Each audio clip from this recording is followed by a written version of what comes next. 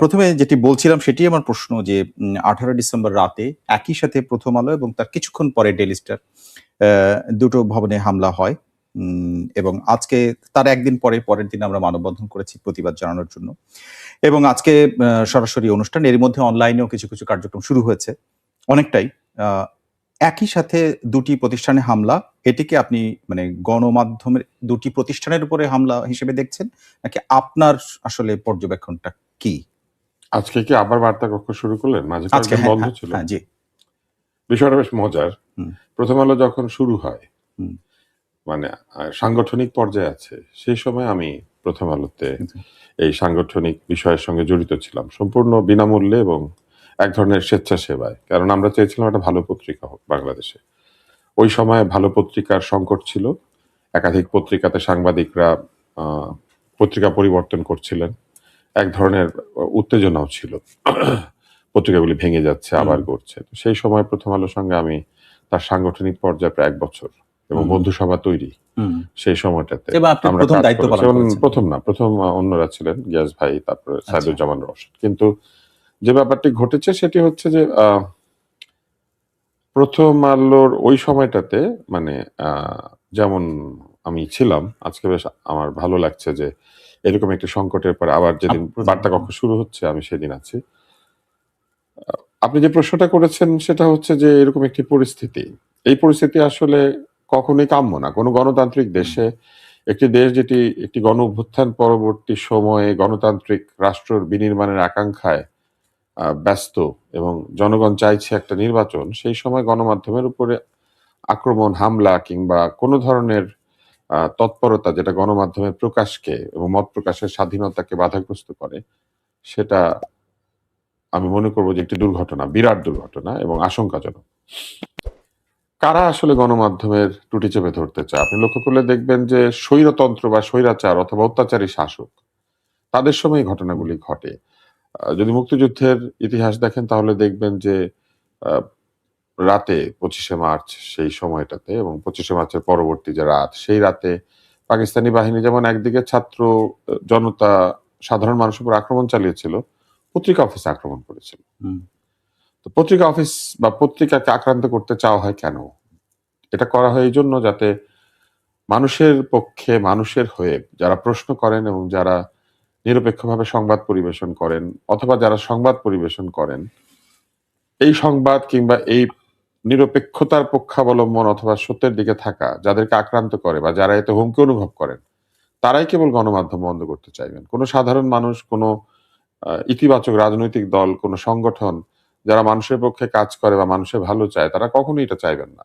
কেননা এই পত্রিকায় কিন্তু তাদের বিদ্রোহের ছবি ছাপে, এই পত্রিকায় তাদের বিপ্লবের ছবি ছাপে, এই পত্রিকায় কিন্তু তাদের প্রতিবাদের ছবি ছাপে, এই পত্রিকায় তাদের অভাবের ছবি ছাপে, তাদের সংকটের ছবি ছাপে। তারা যখন টিসিবির গাড়ির পেছনে লাইন দিয়েছেন তখন সেই লাইনের ছবি ছাপে। যখন বাজারে পেঁয়াজের দাম বাড়ে, আলুর দাম বাড়ে, সেই ছবিও তারাই, সেই খবরে তারাই দেন। যখন ছেলে মেয়ে স্কুলে ভর্তি হতে পারে না, স্কুলে সিট সংকট, ভর্তি পরীক্ষা নিয়ে অনিয়ম, সেইটা ছাপে।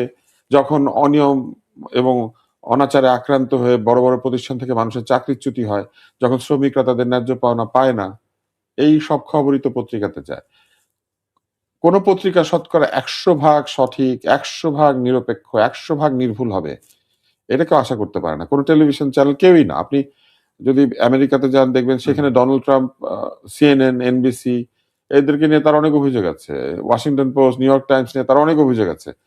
কিন্তু সেই দেশে কি মানুষ সেই পত্রিকাগুলি বন্ধ করে দিতে চায়? চায় না। আপনি যদি এমনকি রাজতন্ত্রের দেশে যান সেখানেও দেখবেন তারা পত্রিকাগুলিকে খুব একটা বাধাগ্রস্ত করে না। নিয়ম করে দিয়েছে হয়তো, রাজার বিরুদ্ধে কিছু বলা যায় না, কিন্তু জনগণের কথা বলে এটা কিন্তু তারা বন্ধ করতে চায় না। আজকে যে ঘটনাটি ঘটেছে আমার কাছে মনে হয়েছে এটার একটা সুদূর প্রসারী লক্ষ্য আছে, সেটি হচ্ছে মানুষের মতামত প্রকাশের স্বাধীনতাকে কেড়ে নিয়ে এমন একটা সমাজ তৈরি করা যে সমাজে কিছু মানুষ যা বলবেন তাই ঘটবে। ফ্যাসিজম চলে গিয়েছে বলে আমরা ভেবেছি, কিন্তু ফ্যাসিস্ট আচরণ আসলে চলে যায় নাই। এটা সেই ফ্যাসিস্ট আচরণেরই পুনরাবৃত্তি। ফ্যাসিজম কি? ফ্যাসিজম হচ্ছে আপনার মতের বিরুদ্ধে কিছু গেলেই সে আপনার শত্রু। ফ্যাসিজম কি? ফ্যাসিজম হচ্ছে আপনার মতের বিরুদ্ধে কেউ গেলে তাকে মত দিয়ে প্রতিরোধ না করে, তার যুক্তির বিপরীতে যুক্তি না দিয়ে যুক্তির বিপরীতে শক্তি প্রয়োগ করা। আপনার সঙ্গে আমি তর্কে পারছি না, আমি আপনাকে লাঠিপেটা করলাম। আপনার সাথে আমি তর্কে পারছি না, আমি আপনার অফিস আক্রমণ করলাম। আগুন দিলেন। এটাই হচ্ছে ফ্যাসিজম। তো আমি একটা বিষয় তো আসতে সেই চাই। আচরণটা তো তাহলে আমরা দেখতে পাচ্ছি আচরণটা কেউ না কেউ করছেন, সেটা যে নামেই করেন। কোন মানে প্রতিষ্ঠানে আপনি বলতে পারেন যে আমি ন্যায়ের পক্ষে করছি কাজটা, কিন্তু ন্যায়ের পক্ষে অন্যায় কাজ করা যায় না। হুম, আপনি ন্যায়ের পক্ষে অন্যায় করতে পারবেন না। যেমন আমি যদি বলি যে আমি ন্যায়ের পক্ষে বের হয়ে একজন লোকের গরু চুরি করছি, এটা আপনি পারবেন না। আপনি গরু চোরের বাড়িতে ঢুকেও গরু চুরি করতে পারবেন না। হুম, আপনি তাকে বিচারের মুখোমুখি করতে পারবেন, আপনি তার হুম, বিরুদ্ধে প্রতিবাদ করতে পারবেন, তাকে আইনের আওতায় নিয়ে যেতে হুম, পারবেন। আপনি যদি বলেন যে আমি আমার টাকা লুট হয়ে গিয়েছে, এখন আমি অন্যের বাড়ি লুট করব, না, আপনি পারবেন না। বিচার করতে হবে, সুবিচার নিশ্চিত করতে হবে, কিন্তু এবং অভিযোগ নিজের করা যেতে হাতে পারে। বিচার তুলে নেওয়া হচ্ছে খুব বিরাট ফ্যাসিজম। হুম। আপনি নিজের হাতে বিচার তুলে নিতে পারেন না। কোন প্রতিষ্ঠান যেমন আক্রমণ করা মানে ধরে নেওয়া যায় যে সেই প্রতিষ্ঠানে যাতে কাজ করতে না পারে তাদেরকে বাধার মুখে ফেলা, হামলা করা এগুলো ঘটেছে। ২ টি প্রতিষ্ঠানের ক্ষেত্রে আমরা উল্লেখ করেছি। 'প্রথম আলো' এবং আরো 'ডেইলি স্টার'। প্রতিষ্ঠানে আক্রমণ হয়েছে। হ্যাঁ, এরকম অসংখ্য। আমি ছায়ানটের কথা বলতে পারি এবং সংগঠন হিসেবে উদীচীর উপরে হামলা হয়েছে তারপরে। অনেকগুলো বিষয় খুবই কাছাকাছি সময়ে অনেকগুলো বিষয় ঘটেছে। আসলে পত্রিকা একদিন পরে আমি যেটি উল্লেখ করলাম যে কার্যত একদিন বন্ধ থাকলেও তার পরের দিন থেকে ঘুরে দাঁড়িয়েছে। এর মধ্যে দিয়ে আপনার মনে হয় কিনা যে এটা আসলে শেষ হয়ে গেল? যে বিষয়টি তো শেষ, তারা কাজ শুরু করেছে আবার হয়ে গেল? নাকি এর আসলে সুদূরপ্রসারী, আপনি একটু বলছিলেন যে সুদূরপ্রসারী একটা প্রভাব আছে। সেটা আসলে কি ইঙ্গিত করছেন? এই ধরনের আক্রমণ কি করে? এক ধরনের আতঙ্ক তৈরি করে। ফলে আপনারা কাজ শুরু করেছেন, কিন্তু আপনাদের মধ্যে কারো না কারো মনে আতঙ্ক তৈরি হয়েছে। এই ধরনের ঘটনার পরে পোস্ট ট্রমাটিক স্ট্রেস হয়। হুম, একজন সাংবাদিক দেখবেন চাকরি ছেড়ে দিচ্ছে। এখানে অনেক তরুণ সাংবাদিক আসেন, ইন্টার্ন করেন। হুম। এদের অনেকের বাসায় দেখবেন বলবে, "তুমি এখানে ইন্টার্ন করো না, যেও না, কেন যাচ্ছ?" এক ধরনের ভীতি। এক ধরনের ভীতি, আশঙ্কা কাজ করে। দ্বিতীয়ত যেটা ঘটে সেটা হচ্ছে অন্যান্য অনেক পত্রিকা আছে যারা প্রাতিষ্ঠানিকভাবে আপনাদের মতো শক্তিশালী না। হুম, আপনারা ১ দিন বা ২ দিন পরে পত্রিকা বের করতে পেরেছেন। হুম, অনেক প্রতিষ্ঠান আছে তারা অন্যের প্রেসে পত্রিকা ছাপায়, তাদের নিজেদের অফিস ছোট, হুম। তাদের এত আর্থিক সক্ষমতা নাই, মানুষের এত সমর্থনও নাই। আপনাদের ৩, ৪ লাখ, ৫ লাখ, ১০ লাখ পত্রিকা বিক্রি, আমি জানি না কত কপি বিক্রি হয়। কিন্তু অনেক পত্রিকা আছেন তাদের দিন আনে দিন খায়। এরা কি মনে করেন সাহসী হতে পারবে? তার মানে এগুলির মাধ্যমে এক ধরনের চাপিয়ে দেওয়া ভীতি দিয়ে সেন্সর করার প্রবণতা তৈরি করানো হবে। মানুষ কথা বলতে ভয় পাবে, মানুষ কথা বলবে না। তাহলে ফ্যাসিজমের সময় মানুষ আয়না ঘরের ভয়ে কথা বলতে পারত না। হুম। আর এখন ফ্যাসিস্ট পালিয়ে যাওয়ার পরে এই তথাকথিত আক্রমণকারীদের ভয়ে কেউ কথা বলতে পারবে না। তাহলে বদলালো কি? নতুন বাংলাদেশেও কেউ কথা বলতে পারবে না, পুরনো বাংলাদেশেও কেউ কথা বলতে পারত না। তার মানে মানুষ চুপ করে থাকবে। মানে ধরনটা চুপ একই। করে মানে থাকার হ্যাঁ। জন্যই কি হুম, সেই র‍্যাপ গান হয়েছিল? কথা ক? হুম, হয়েছিল? হুম, হুম, আপনি হুম, বলেন। হুম। যে আন্দোলনের গান ছিল কথা ক, আওয়াজ ওঠা। হুম, কথা ক আওয়াজ উঠা। হুম, তো কথা ক আওয়াজ উঠা। তো আওয়াজও কি উঠাবে কে? কথাই বা বলবে কে? তার মানে যে বিপ্লবের চেতনা ছিল, কথা বলানো হবে, আওয়াজ উঠানো হবে, সেখানে আওয়াজ উঠানোর জায়গাগুলি বন্ধ করে দেওয়ার চেষ্টা চলছে। আরো একটা জিনিস বলা যারা এটা হয়েছিল। করছেন তারা আমি মনে করি যে গণঅভ্যুত্থানকে ধ্বংস করে দেওয়ার জন্য সম্পূর্ণভাবে চেষ্টা করছেন। আ এখানে আজকে একটি আলোচনা অনুষ্ঠান হয়েছে। আপনি জানেন যে তারেক রহমানের দেশে ফেরা উপলক্ষে বিএনপির একটি আয়োজন ছিল। এখানে গণমাধ্যমের অনেক কর্তা ব্যক্তিরা, সম্পাদকবৃন্দ ছিলেন। 'প্রথম আলো', 'ডেইলি স্টারের' সম্পাদক ছিলেন। আপনি নিজেও ছিলেন। আ এই জায়গাতে যেটি বলা হয়েছে, এই প্রশ্নটি তুলেছেন অনেকে। তাদের মধ্যে সালাউদ্দিন আহমেদ নিজে বলেছেন যে সরকারের দুর্বলতার কারণেই মপতন্ত্র প্রশ্রয় পেয়েছে। মানে এইটা সম্পর্কে আপনার একটু মতামত চাই। আমি এখনো মনে করি বিএনপির আরো শক্ত অবস্থান নেওয়া উচিত এই ধরনের তৎপরতার বিরুদ্ধে, এবং তারা যেহেতু মত প্রকাশের স্বাধীনতা বিশ্বাস করে, বিএনপি অথবা যেসব রাজনৈতিক দল মত প্রকাশের স্বাধীনতায় বিশ্বাস করেন, তাদের শক্ত অবস্থান নেওয়া উচিত এই ধরনের তৎপরতার বিরুদ্ধে। কেননা এই ধরনের তৎপরতা শুধুমাত্র যে ঢাকা শহরে বা বড় বড় শহরগুলিতে হচ্ছে তা তো নয়।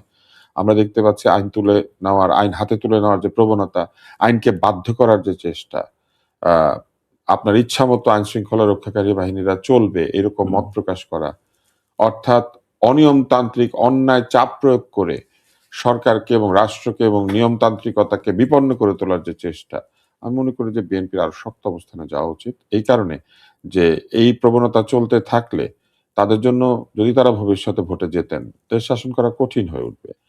বহু মানুষ আছেন যারা ফ্রিল্যান্সার, যারা কোনো হুম, রাজনৈতিক দলের সাথে সম্পৃক্ত না, তারা সরাসরি রাজনীতি করেন না, হুম, কিন্তু ন্যায় নীতি আদর্শ সত্য ইত্যাদির পক্ষে কথা বলেন, যারা সোশ্যাল ভয়েস, হুম, বহু ইনফ্লুয়েন্সার আছেন, বহু সোশ্যাল লিডার্স আছেন, বহু কালচারাল লিডার্স আছেন, বহু স্পোর্টস পার্সন আছেন, যারা কথা বলতে চাইতেন অথবা কথা বলতে পারতেন। হুম, তাদের কথা বন্ধ হয়ে যাবে যদি আপনি ব্যক্তির পাশেও না দাঁড়ান, শুধু যদি নিজের দলের লোকদের নিরাপত্তা কিংবা নিজের দলের পক্ষে কে বলছেন এই বিবেচনায় ভবিষ্যতের রাজনৈতিক দলগুলি চলে, তাহলে যে ঘটনাটি ঘটবে তারা প্রকৃত সমালোচনা, প্রকৃত আলোচনা, প্রকৃত মতামত পাবেন না। যথারীতি আগের মতোই আহ এক ধরনের যারা তেল দেন, যারা তোষামত করেন, যারা খোসামতকারী, এই খোসামতকারীদের হাতে আবার রাজনীতি এবং এই তথ্য ব্যবস্থা বন্দী হয়ে যাবে। আবারও তেলের শিশি হাতে প্রশ্ন নয় তেল নিয়ে এসেছি শুরু হবে।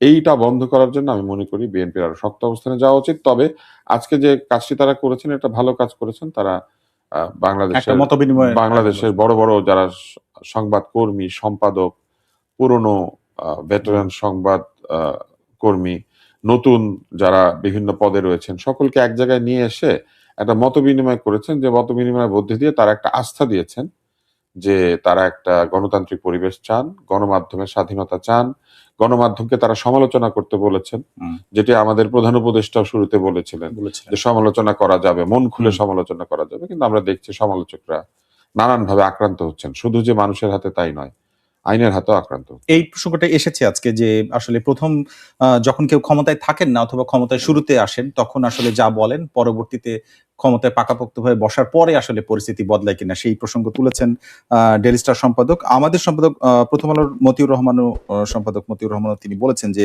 আপনি যে দলটির কথা বলছিলেন বিএনপিকে ইঙ্গিত করে বলেছেন যে সরকার আসবে তাদের সময়টা আসলে এখন যে পরিস্থিতি আছে তার থেকে কঠিন হবে, অনেকটা মিলে যায়। কিন্তু আমার প্রশ্ন আরেকটি জায়গায়, সেটি হচ্ছে যে তিনি বলেছিলেন যে নির্বাচন হবে এটি সবসময় মনে করি, কিন্তু এখন এই আঘাতের পরে মনে হচ্ছে যে নির্বাচন কেমন হবে সেইটা নিয়ে এক ধরনের সংশয় বা প্রশ্ন উত্থাপিত হতে শুরু করেছে বা মনে হচ্ছে।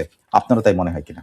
নির্বাচন কেমন হবে এটা তো আমরা আগে বলতে পারি না, নির্বাচন হবার দিন আমরা বুঝতে পারি। এই লক্ষণগুলোর কারণে, কিন্তু এই লক্ষণগুলি যেটি আমাদের কাছে এক ধরনের বার্তা নিয়ে এসেছে সেটি হচ্ছে যে নির্বাচন ভালো হোক বা নির্বাচন আদৌ হোক এটা একটি মহল বা কোনো পক্ষ চাচ্ছে না বলেই তারা পরিস্থিতিকে অস্থিতিশীল করে তোলার চেষ্টা করছে। আপনি যদি তফসিল ঘোষণা এবং তার পরবর্তী ঘটনাবলী দেখেন তাহলে দেখবেন যে এক ধরনের ভাষার পরিবর্তন ঘটেছে কিছু কিছু মানুষের, নানান ধরনের দাবি দাওয়া উত্থাপন শুরু হয়েছে, গায়ের জোরে বিভিন্ন কিছু চাপিয়ে দেওয়ার চেষ্টা শুরু হয়েছে। আমি মনে করি যে এই প্রবণতা নির্বাচনকে বাধাগ্রস্ত করার চেষ্টা করছে মূলত, এবং নির্বাচন হবে, আমি আশা করি যে নির্বাচন গ্রহণযোগ্য হবে, কিন্তু নির্বাচনের পরে শাসকের আচরণ যদি গণতান্ত্রিক না হয় তাহলে সেটি আরো ক্ষতিকর হয়ে দাঁড়াবে। এখন গণতান্ত্রিক শাসক বলেন আর নতুন শাসক বলেন, তাদের না একটা গাইড বুক আছে বিসিএস এর গাইডের মতো, এসে সব ভালো ভালো কথা বলে। যেমন আমাদের প্রধান উপদেষ্টা বলেছিলেন মন খুলে সমালোচনা করতে, প্রশংসার দরকার নাই। তারপরে তিনি মানুষকে উৎসাহ দিয়েছিলেন যে মানুষ স্বাধীনভাবে থাকতে পারবে, বড় বড় দায়িত্ব পালন করা হবে। কিন্তু আমরা পরবর্তীতে লক্ষ্য করলাম যে সাংবাদিক নিবর্তন বন্ধ হয় নাই, সাংবাদিকের নামে মিথ্যা মামলা দেওয়া বন্ধ হয় নাই, সাংবাদিক আটক করা বন্ধ হয় নাই, এবং সংবাদ মাধ্যমের উপর এত বড় আক্রমণ হলো যেটা স্বাধীনতার পরে কখনো হয় নাই। আমাদের এখানে স্বৈর শাসকেরা ছিলেন, সামরিক শাসকেরা ছিলেন, তারাও কখনো এইভাবে সরাসরি গণমাধ্যমে হামলা করা কিংবা হামলাকে উৎসাহ দেওয়া কোনোটাই করেন নাই। তো এই সবকিছু মিলিয়ে আমার কাছে সবসময় মনে হয় যে সুন্দর সুন্দর কথা আদর্শ লিপিতে আছে, কিন্তু এখনো সকালে উঠিয়া আমি মনে মনে বলি সারাদিন আমি যেন ভালো হয়ে চলি, আদেশ করেন যাহা মোর গুরুজনে, আমি যেন সেই কাজ করি ভালো মনে। এখন গুরুজনের আদেশ তো দূরের কথা, নিজে যা বলেছেন সেই কাজটাও তো ভালো মনে কেউ করছেন না। এবং আদর্শ লিপির কথা আদর্শ লিপিতে থেকে যাবে, পরদ্রব্য লোষ্ট্রবৎ জ্ঞান করিবে, তাই না, চুরি করিবে না। ব্যাপারটা তো এইটাই যে অন্যের জিনিসকে লোষ্ট্রবৎ জ্ঞান করিয়া, মানে মাটির ঢেলা টুকরা হয়ে পড়ে যাবে, তুমি খবরদার পরের জিনিস ধরো না। তো পরদ্রব্য লোষ্ট্রবৎ জ্ঞান করিবে সেটা কি বন্ধ হয়েছে? একটা হিংসা করিবে না বন্ধ হয়েছে। আজকে কিন্তু এই আলোচনার মধ্যে এসেছে যেখানে ডেইলি স্টার সম্পাদকের একটি বক্তব্য আমি আনতে চাই যে ইনস্টিটিউশনস আর বিং চ্যালেঞ্জড এন্ড ডিস্ট্রয়েড।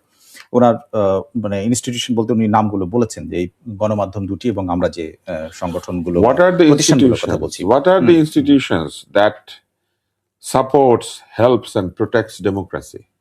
একটা হচ্ছে রাষ্ট্রীয় প্রতিষ্ঠানগুলি, সরকার, বিচার ব্যবস্থা এবং আমলাতন্ত্র, এবং এদেরকে সহায়তা করার জন্য অন্যান্য যে প্রতিষ্ঠানগুলি আছে, এগুলো হচ্ছে আইনি প্রতিষ্ঠান। এর বাইরে বহু সামাজিক প্রতিষ্ঠান আছে যারা গণতন্ত্রকে এবং রাষ্ট্রকে শক্তিশালী করে। তার মধ্যে সবচেয়ে প্রাথমিক যে প্রতিষ্ঠান সেটি হচ্ছে সংবাদপত্র। সংবাদপত্রকে আহ, রাষ্ট্রের একটি স্তম্ভ হিসেবে বিবেচনা করা হয়, সিভিল স্তম্ভ আর কি, মানে বেসামরিক স্তম্ভ, এটি শুনলে ভয় লাগে, কারণ বেসরকারি সবাই কিন্তু স্তম্ভ। এই কথাটা বলে, কিন্তু শেষ ওই যে পর্যন্ত লেখা আছে আদর্শ লিপিতে। আদর্শ লিপি, আপনার ওই হ্যাঁ। কথাটাই। হ্যাঁ, তো আপনি সংবাদপত্রে যদি হামলা করেন, সংবাদপত্রকে যদি মুখ বন্ধ করার চেষ্টা করেন, তাহলে আপনি মানুষের প্রথমে মুখ বন্ধ করলেন। তারপরে মানুষ প্রতিবাদ করে কি দিয়ে? কবিতা, গান, গল্প, নাটক। সেখানে আপনি যদি মানুষকে সাংস্কৃতিক ফ্যাসিস্ট আখ্যা দিয়ে বসেন, রবীন্দ্রনাথের গান গায় যে সে কি ফ্যাসিজম প্রমোট করছে? রবীন্দ্রসঙ্গীত, তাই না? কিংবা ধরেন নজরুল সঙ্গীত যে গায়, নজরুলের কবিতা যে আবৃত্তি করে, সে কি ফ্যাসিজম প্রবর্তন করতে পারে? যে গণসঙ্গীত উদীচী গায়, সেই গণসঙ্গীত কার সঙ্গীত? মানুষের মানুষের সঙ্গীত। এই যে মানে নামটার মধ্যে আপনি আমাকে একটা জিনিস বলেন, মুক্তির মন্দির ও সোপানো তলে কত প্রাণ হলো বলিদান, এই গান বাংলাদেশকে শিখিয়েছে কে? উদীচী, তাই না? তো আপনি বিপ্লবের সময় এই গান গাইতে পারলেন আর আগুন দিলেন কে? উদীচী কে, তাই না? এখন বিষয় কি যে আপনি সেই বিষয়টা মানে কালচারাল, তারপরে যে আমরা করব জয়, আমরা করব জয়, এই গান কে শিখিয়েছে? তো তারপরে এই যে আনন্দ লোকে মঙ্গলা লোকে, এই গান কে শিখিয়েছে, তাই না? একেবারে নিরিবিলি ভালো থাকা, ভালো থাকা মানে কি? মানুষের মঙ্গল কামনা, মানুষের ভালো চাওয়া, মানুষের হয়ে ক্ষমা প্রার্থনা, মানুষের হয়ে প্রতিবাদ। কে কে এগুলিকে প্রমোট করেছে? ভয় কি মরণে রাখিতে সন্তানে, এই গান কে শিখিয়েছে? কিংবা এই যে আমি বাংলার গান গাই, আমি বাংলার গান গাই, এ কারা গিয়েছে? আমাদের জাতীয় সঙ্গীত তো নজরুল, রবীন্দ্রনাথের। তারপরে আপনি চিন্তা করেন, আমরা যে আজকে বিদ্রোহ বিপ্লব করি, কারা শিখিয়েছেন? কবিরা, সাহিত্যিকরা। তো তাহলে আপনি যদি কবিতা, সাহিত্য, গল্প, নাটক যেখানে হয় সেখানে আক্রমণ করেন, যে কোনো কারণেই হোক, তাহলে কি হবে? তাহলে এই জিনিসগুলি বন্ধ হয়ে যাবে। তাহলে আপনি কি বন্ধ করলেন?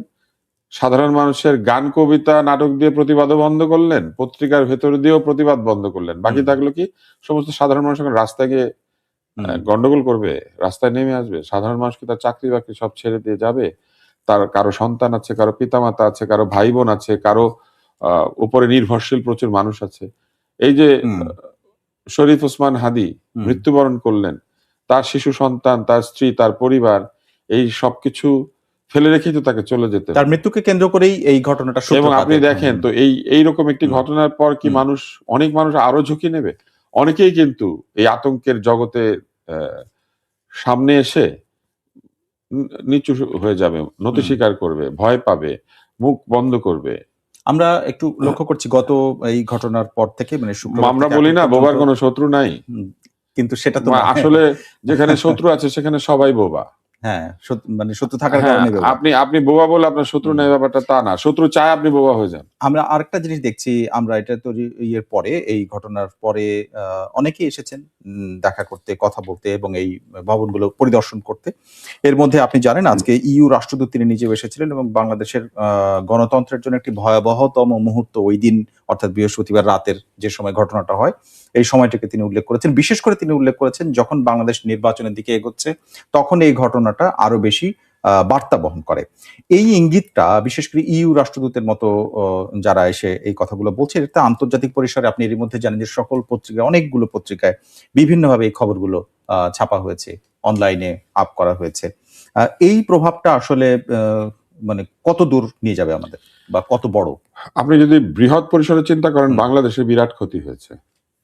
বাংলাদেশের পরিবেশ নিয়ে যে নেতিবাচক প্রচারণা এখন হবে, এই নেতিবাচক প্রচারণার মধ্যে দিয়ে যারা বাংলাদেশের অমঙ্গল চায়, যারা চায় বিশ্ব দরবারে বাংলাদেশ একটি ব্যর্থ রাষ্ট্র হিসেবে পরিচিত, বাংলাদেশ একটি উশৃঙ্খল, আইন শৃঙ্খলাবিহীন, বিপদ সংকুল জনপদ হিসেবে পরিচিত হোক, তাদের জন্য কিন্তু প্রচারণা চালানোর সমস্ত উপকরণ তাদের হাতে তুলে দেওয়া হয়েছে। যারা এই কাজটি করেছে তারা কি আদতে শুধু দুটো প্রতিষ্ঠানের বা 4টা 5টা 10টা প্রতিষ্ঠানের ক্ষতি করেছে? মোটেও না। বাংলাদেশের একটা বিরাট ক্ষতি হয়েছে। এবং এই বাংলাদেশের বিরাট ক্ষতি কিসের? বাংলাদেশের ইমেজের ক্ষতি হয়েছে। বাংলাদেশের যে একটা ধারণা, বাংলাদেশ নিয়ে যে পৃথিবীর একটা পারসেপশন, যে বাংলাদেশ পৃথিবীর সবচেয়ে বেশি টিকাদানে সফল দেশ, এসডিজি এমডিজি অর্জনে এগিয়ে থাকা দেশ, বাংলাদেশ যে দারিদ্র বিমোচনে বহুদূর এগিয়ে গিয়েছিল, বাংলাদেশ যে পৃথিবীর 2য় সর্বোচ্চ পোশাক রপ্তানিকারক দেশ, বাংলাদেশ যে পৃথিবীর 3য় সর্বোচ্চ চাল উৎপাদনকারী এবং মাছ উৎপাদনকারী দেশ, হুম, এই সব জিনিসগুলি হারিয়ে গেল কোথায়? এখন সমস্ত প্রচারণাকে ছাপিয়ে কি আসবে সামনে? মততন্ত্র যে সরাসরি। বাংলাদেশকে স্বাস্থ্য খাতের মিরাকেল বলে হুম, ইউটিউবে বলেন জন হপকিন্সের প্রফেসর, সেই বাংলাদেশ এখন কিভাবে পরিচিত হবে? যে এই বাংলাদেশে মানুষ নিরাপদে থাকতে পারে না, সংবাদপত্র হুম, সংবাদ মাধ্যম নিরাপদ না, যখন তখন হুম, রাস্তাঘাটে মানুষকে হামলা করা হয়, বাংলাদেশের সংবাদ মাধ্যমে অগ্নিসংযোগ করা হয়, বাংলাদেশে যারা সাংস্কৃতিক কর্মী তারা বিপন্ন। এই প্রচারণাগুলো কি বাংলাদেশের জন্য ভালো? তাহলে হুম, কার ক্ষতি হলো? দ্বিতীয় যে বিষয়টি ঘটলো, ইউর একটি নির্দিষ্ট আইন রয়েছে বা একটি নির্দিষ্ট কর্মপরিচালনার বিধি হুম, রয়েছে। সেখানে অগণতান্ত্রিক শাসন কিংবা এই ধরনের কোনো পরিস্থিতিতে যে দেশগুলি থাকে তারা কিন্তু ইউর প্রেফারেন্স হারিয়ে ফেলে। ইউ যে আমাদের ওইখানে পোশাক রপ্তানিতে আমাদেরকে প্রেফার্ড হিসেবে দেখে, বহু কাজে ইউ আমাদের পাশে থাকে, আমাদের জন্য সহায়তা প্রয়োজন এই চিন্তা, সেই সহায়তাগুলি কিন্তু ধীরে ধীরে ক্ষতিগ্রস্ত হবে। কেননা ইউর সদস্য রাষ্ট্ররা কিন্তু প্রশ্ন করবে যে এই জায়গাতে আমরা আমাদের সময়, শ্রম, অর্থ কেন বিনিয়োগ করব? কেন আমাদের নাগরিকরা সেখানে অনিরাপদ পরিস্থিতিতে আর থাকবে? শুধু ইউ না, অন্য আপনার রাষ্ট্রগুলো তো মনে এই আছে খবরের আপনার মনে আছে আমাদের প্রধান উপদেষ্টা এবং তার সঙ্গে একাধিক উপদেষ্টা সুর মিলিয়েছিলেন যে বাংলাদেশে ভিসা হুম, নিতে এখন আর দূরে যেতে হবে না। হুম, বহু বলা হয়। হুম, ইউর হুম, ৮টি দেশ না ৯টি দেশ জি, বাংলাদেশে দূতাবাস খুলবে। আপনার মনে হয় এখন হ্যাঁ, এরা এখানে দূতাবাস না, খুলবে? না। এর আগে তো তাহলে ব্যবসার সম্ভাবনাটাও এই একইভাবে। তাহলে ক্ষতিটা হ্যাঁ, কার হলো? ভিসা নিতে দূরে যাইতে হবে না। আমার তো ধারণা ভিসা পাওয়াই বন্ধ হয়ে যাবে। কারণ হুম, এরকম অবস্থায় ইউরোপিয়ান দেশগুলি বা পশ্চিমা দেশগুলো আরেকটা কাজ করে। অ্যাসাইলাম প্রার্থী বাড়তে পারে। এই কথা এ চিন্তা ধরনের। করে মানে রাজনৈতিক হুম, অভিবাসী বেড়ে যেতে পারে। এই কথা চিন্তা করে ভিসা জটিলতা তৈরি করে। হুম, ভিসা দিতে চায় না। আপনি নিশ্চয়ই হুম। লক্ষ্য এই করেছেন পরিস্থিতি অলরেডি তৈরি হয়েছে কিছু, কিছু দেশে। ব্রিটেনের হুম, একাধিক হুম। কলেজ এবং বিশ্ববিদ্যালয় ৮ টি তারা বিশ্ববিদ্যালয়, জি। বাঙালিদেরকে হুম, ভিসা দিবে না হুম, এইটা বলেছে। হুম, এবং যার মধ্যে ওই ক্যালিডোনিয়ান বিশ্ববিদ্যালয় আছে, যার হুম, একসময় হুম, হুম। অনারারি ভিসি ছিলেন আমাদের প্রধান উপদেষ্টা। সেই অথচ ক্যালিডোনিয়ান বিশ্ববিদ্যালয়ও বলেছে যারা বাঙালিদেরকে ভিসা দেবে না। একজন বাঙালি বা বাংলাদেশীকে যারা ভিসি বানিয়েছিল সেই অনারারি, দেশের কাউকে যেতে দিবে না তারা। ভিসি না চ্যান্সেলর মনে হয়, আমি ঠিক জানি না, মানে সর্বোচ্চ হ্যাঁ। শিক্ষা পদে সেই দেশের ছাত্রছাত্রীদেরকে তারা ভিসার ব্যাপারে এখন নিষেধাজ্ঞা দিচ্ছে। তাহলে ক্ষতিটা কোথায় হলো? ক্ষতিটা হচ্ছে সাধারণ মানুষের। একটা ছেলে স্বপ্ন নিয়ে বসে আছে, সে ভালো কয়েকটা বিশ্ববিদ্যালয়ে পড়তে যাবে, ভর্তি হুম, হতে পারবে না, ভিসা পাবে না। হুম, বহু জায়গাতে ভিসা পেতে গেলে খোঁজ নিতে শুরু করবে লোকে যে তার হুম। বাবা মা কি করেছে, আন্দোলনের সময় কই ছিল, কোন কাকে ধরনের, গালি হ্যাঁ। দিয়েছে, হুম, কাকে দেয় নাই। হুম, হ্যাঁ, এরকম নানান প্রশ্ন এসে হাজির হবে। ক্ষতিগ্রস্ত হবে মাদ্রাসার ছাত্ররা, ভয়াবহভাবে ক্ষতিগ্রস্ত হবে।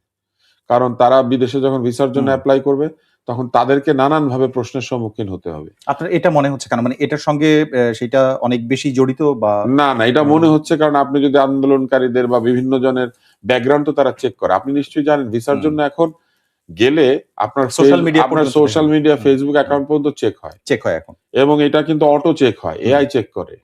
হ্যাঁ। এবং এআই চেক করে যদি আপনাকে রেড ফ্ল্যাগ দেয়, তারপরে মানুষ এসে দেখে। দেখে সেও হুম, যদি মনে করে রেড ফ্ল্যাগ, আপনার ভিসা রিফিউজড হয়ে যাবে। হুম। তাহলে এইরকম একটা অবস্থা যদি কালকে তৈরি হয় বাংলাদেশে, সেইটার দায় কে নিবে? এবার আসি, আমরা যে ১ম বক্তব্যটা দিয়েছিলাম যেটি বিএনপির পক্ষ থেকে সালাউদ্দিন আহমেদের কথা বলছিলেন যে সরকারের বিষয়ে তিনি আঙ্গুল তুলেছেন এক ধরনের। এরপরে আমরা সরকারের পক্ষ থেকে আপনি দেখেছেন গণমাধ্যমে কি ধরনের বিষয়গুলো এসেছে। টেলিফোন করে তিনি কথা বলেছেন ২ জন সম্পাদকের সঙ্গে, প্রধান উপদেষ্টা। কিন্তু এরপরে পদক্ষেপ বলতে আমরা ধর্ম উপদেষ্টার একটা বক্তব্য দেখছিলাম আজকে মন্ত্রণালয়ে, তিনি কথা বলছিলেন সাংবাদিকদের সঙ্গে। ঠিক এই কথাটি তিনি বলতে আসেননি। তিনি অন্য বিষয়ে কথা বলছিলেন। সাংবাদিকরা প্রশ্ন করায় তিনি জবাব দিয়েছেন যে জড়িত কয়েকজনের পরিচয় আমরা শনাক্ত করেছি। আমরা বলতে সরকারের কথা বুঝিয়েছেন উনি, এবং আইনের আওতায় আনার ব্যবস্থা নেওয়া হয়েছে। ডেইলি স্টার এবং প্রথম আলোর বিষয়ে প্রশ্ন করা হলেই তিনি এই জবাব দেন। আমার প্রশ্ন হচ্ছে যে আপনি সন্তুষ্ট কিনা এটাই? না, জবাব আ উনি দিয়েছেন, সন্তুষ্ট হবে জনগণ। আমার ব্যক্তিগত সন্তুষ্টিতে কিছু আসে যায় না। তবে সাংবাদিকরাও আসলে সকলকেই এই প্রশ্ন এখন করছেন। আমার মনে হুম। হয় যার প্রকৃত দায়িত্ব তার কাছ থেকে উত্তরটা আনা বেশি আপনি কি জরুরি। প্রধান উপদেষ্টার কথা স্বরাষ্ট্র বলছেন বা উপদেষ্টা, স্বরাষ্ট্র উপদেষ্টা? হুম, স্বরাষ্ট্র উপদেষ্টা হুম, এবং প্রধান উপদেষ্টা, আইন উপদেষ্টা, হুম, সংস্কৃতি উপদেষ্টা এদের কাছে জানা উচিত, কারণ আক্রান্ত হয়েছে সাংস্কৃতিক প্রতিষ্ঠান, আক্রান্ত হয়েছে তথ্য। ফলে হুম, তথ্য উপদেষ্টাকেও জিজ্ঞেস করা উচিত। কারণ এই প্রতিষ্ঠানগুলি তথ্য উপদেষ্টা, সংস্কৃতি উপদেষ্টা, আইন উপদেষ্টা, স্বরাষ্ট্র উপদেষ্টা এবং হুম, প্রধান উপদেষ্টার এখতিয়ারে। ফলে আমি মনে করি যে ধর্ম উপদেষ্টাকে প্রশ্ন করা হয়েছে, উনি উত্তর দিয়ে দিয়েছেন, কারণ না দিলে আবার সবাই বলতো ওনাকে জিজ্ঞেস করি, উনি উত্তর দেন না। হুম, তবে যাদের উত্তর দেওয়া উচিত তাদের আমি মনে করি যে সরাসরি উত্তরটা দেওয়া উচিত। প্রয়োজনে সংবাদ সম্মেলন করে আইন শৃঙ্খলা পরিস্থিতি, হুম। বাংলাদেশের মানুষের নিরাপত্তা এবং অন্যান্য বিষয়ে মানুষকে আশ্বস্ত করা প্রয়োজন। আচ্ছা, স্বরাষ্ট্র তাদেরকে উপদেষ্টার কথা আশ্বস্ত করতে হবে যে হুম, মানুষ তার নিজের বাড়িতে অনিরাপদ বোধ করবে না, মানুষ তার নিজের কর্মপ্রতিষ্ঠানে অনিরাপদ বোধ করবে না, মানুষ কথা বলার জন্য হুম। ধিক্কৃত, নিগৃহীত অথবা ট্যাগড হবে না। হ্যাঁ, মানুষের ত্যাগের কথা এবং আপনি যে মানুষের কাজের উপরে ভিন্ন ভিন্ন নামকরণ অথবা ভিন্ন ভিন্ন ভাবে তাদেরকে দোষী সাব্যস্ত করার জন্য অপ্রাসঙ্গিক হুম, নানান ধরনের আরোপকৃত হুম। বিভিন্ন শব্দ কিংবা বিভিন্ন পরিচয়, এগুলি দিয়ে মানুষকে বিব্রত করা হবে না। আপনার মনে হয় কিনা যে এইখানে আপনি স্বরাষ্ট্র উপদেষ্টার কথা বলছেন। স্বরাষ্ট্র উপদেষ্টা কোনো কারণে কারণ তার এই সমস্ত নানা বিষয়ে সমালোচিত হয়েছেন এবং সরাসরি তার সামনে দাঁড় করে রেখে এবং তার আড়ালেও তার পদত্যাগ চাওয়া হয়েছে। আপনি জানেন। আ সেই সব কারণে আপনার মনে হয় কিনা যে তিনি এখন বক্তব্য রাখছেন না? নাকি এটা আসলে আমি এই কারণটা আমি ব্যাখ্যা হ্যাঁ, করতে পারবো না। তবে আমি একটা পরামর্শ দিতে পারি। জি বলুন। তাকে সাহসী মানুষের মতো দাঁড়িয়ে তার অবস্থানটা ব্যাখ্যা করতে হবে। এটা খুব জরুরি। ওনার পাশে দাঁড়িয়েই ওনার পদত্যাগ কেউ দাবি করছে, এটা তাদের বিষয়। তাদের সাহস, তাদের ইচ্ছা, হুম, তাদের কর্মসূচি, হুম, তাদের চিন্তা। কিন্তু ওনাকেও তো তার উত্তরটা দিতে হবে এবং সেটাও কাউকে পাশে দাঁড় করিয়ে রেখে। হুম। উনি কাকে পাশে দাঁড় করিয়ে এই উত্তরগুলি দিবেন এটা উনি ঠিক করবেন। কিন্তু এই উত্তরটা মানুষ আশা করে, কারণ মানুষ মানে আমরা জানতে চাই। মানুষ হুম, ওনার কাছ থেকে শুনতে হুম, চায়। যেকোনো লোক বললে তো এটা হুম, হবে না। ফলে ওনাকে খোলাসা করে পরিষ্কার করে কথা বলতে হবে এবং সকলকেই পরিষ্কারভাবে কথা বলতে হবে। এবং আমি মনে করি যে সবার উপস্থিতিতে একটি সভায় এই বিষয়গুলি গণমাধ্যমের সামনে এবং আমি মনে করি যে সরাসরি সম্প্রচার করে হলেও হুম, একদম পরিষ্কার করা উচিত যে নির্বাচন হচ্ছে। কোন শক্তি নির্বাচনকে বন্ধ করতে পারবে না। এটা। দ্বিতীয়ত, নির্বাচনে যাদের এখনো পর্যন্ত অংশগ্রহণের অধিকার আছে তারা সকলেই অংশ নিতে পারবেন। হুম, তৃতীয়ত, নির্বাচনকে গ্রহণযোগ্য, গণতান্ত্রিক, সুষ্ঠু, নিরাপদ করা হবে এবং হুম, কেউ যদি এর পথে বাধা হয়ে দাঁড়ায় তাহলে তাদেরকে প্রচলিত আইন অনুযায়ী সঠিকভাবে তথ্য উপাত্তের ভিত্তিতে হুম, তাদের বিরুদ্ধে ব্যবস্থা নেওয়া হবে। কোন নিরপরাধ হুম, যেমন জেলখানায় যাবেন না, হুম। কোন অপরাধী বাইরে জেলখানার থাকবেন না। বাইরে থাকবেন না। এই বিষয়গুলি তারা যদি হুম। করতে পারেন, এটা আমার সাধারণ নাগরিক হিসেবে আমার পরামর্শ। আপনি যে চাওয়ার কথাগুলো বলেন মানে পরামর্শ বা চাওয়া যেটি এগুলো বলেন। সব আ নাগরিকের। আ হ্যাঁ, আপনি যেকোনো লোককে এটাই এটাই নিচে বাজার থেকে নিয়ে আসেন, এটাই বলবে। এটাই বলবে। আমি ঠিক এই জায়গাতে আপনাকে আর দুটো করতে চাই, আলোচনায় আনতে চাই। সেটা আমরা প্রায় শেষের দিকে।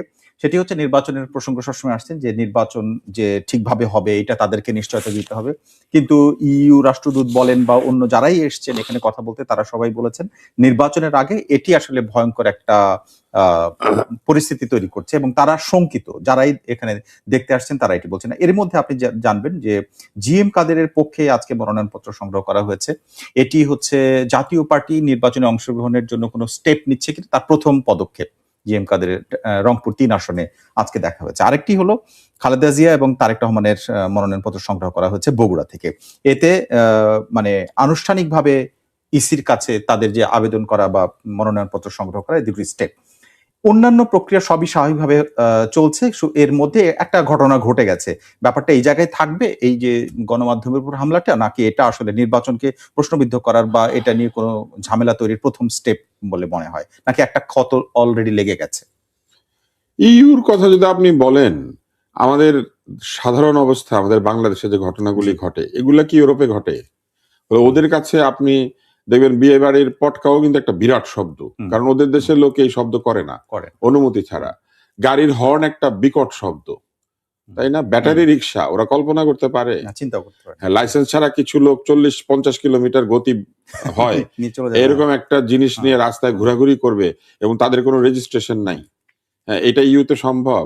ফলে ইউর লোকজন কিন্তু আরো অল্পতেও ঘাবড়ে যাওয়ার কথা। ফলে হুম, ওনারা অনেক কিছু বলবেন। কিন্তু যাদের আসলে হুম, ঘাবড়ানোর কথা এবং এই ঘাবড়ানোর পরিস্থিতি থেকে উন্নতি হুম, করার কথা, তারা কি করছেন এইটা আমাদের কাছে বেশি জানার ইচ্ছা। ওকে। কেননা আমাদের রাষ্ট্র তো আমাদের সরকারও হুম, আমাদের যারা শাসক এবং যারা শাসিত আমরাই। তো আমরাই যদি আমরা হই তাহলে আমাদের বড় ভাইয়েরা, আমাদের অভিভাবকেরা, আমাদের দণ্ডমুণ্ডের কর্তারা কি করছেন, এইটা হচ্ছে প্রথম প্রশ্ন।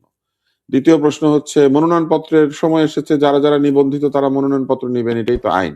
হুম। যতক্ষণ পর্যন্ত কারো নির্বাচনে নিষিদ্ধ হওয়া ঘটনা ঘটে নাই অথবা কোন আইনি বাধা নাই, ততক্ষণ পর্যন্ত অবাধে মনোনয়নপত্র নেওয়া এবং জমা দেওয়ার এই কথা, তাহলে সেটা হবে।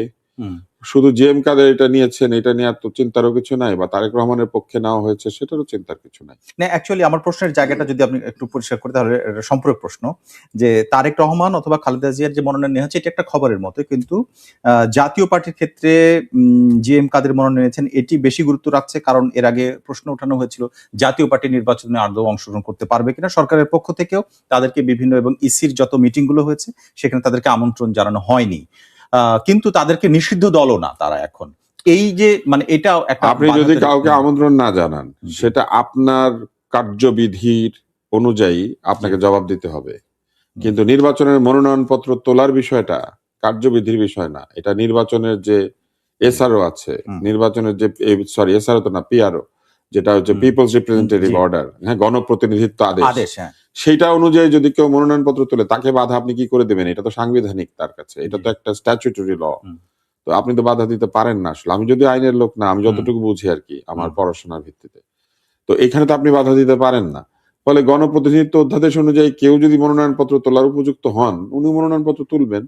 কে কোন মিটিং এ দাওয়াত পায় নাই সেটা কারো ছোট লোকই কারো বড় লোকই, তাই না?